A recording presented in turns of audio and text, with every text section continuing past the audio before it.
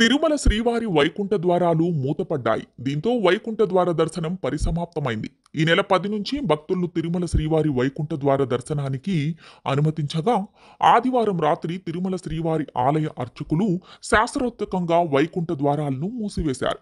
ఈ నెల 10 నుంచి 19 వరకు 10 రోజుల పాటు విఐపి ప్రోటోకాల్ శ్రీవాణి టికెట్లు ఆన్లైన్లో 300 ఎస్ఈడి, ఎస్ఎస్టి టోకెన్లు కలిగిన భక్తులను మాత్రమే శ్రీవారిని దర్శించుకోవడానికి అనుమతించారు.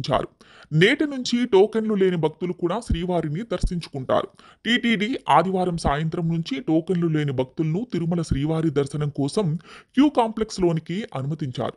వీరికి ఇవాళ ఉదయం నుంచి సర్వదర్శనం కల్పించనున్నారు. అంతేకాదు, నేటి నుంచి తిరుమల శ్రీవారికి భక్తులకు దర్శనం కోసం గతంలో మాదిరిగానే తిరుపతిలోని శ్రీనివాసం, విష్ణు నివాసం, అలిపిరి లింక్ బస్టాండ్ వద్ద ఎస్ఎస్టి టోకెన్లను యథావిధిగా జారీ చేస్తారు.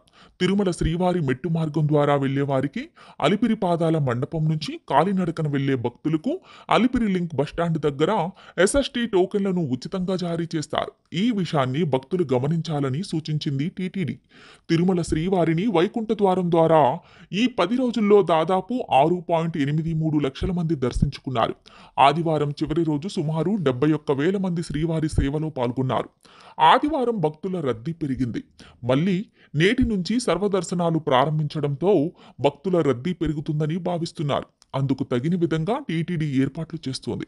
ఫిబ్రవరి 4న శ్రీ పద్మావతి అమ్మవారి ఆలయంలో రథసప్తమి, ఫిబ్రవరి 4వ తేదీన రథసప్తమి పర్వదినం సందర్భంగా తిరుచానూరు శ్రీ పద్మావతి అమ్మవారు 7 ప్రధాన వాహనాలపై ఊరేగి భక్తులను అనుగ్రహించనున్నారు.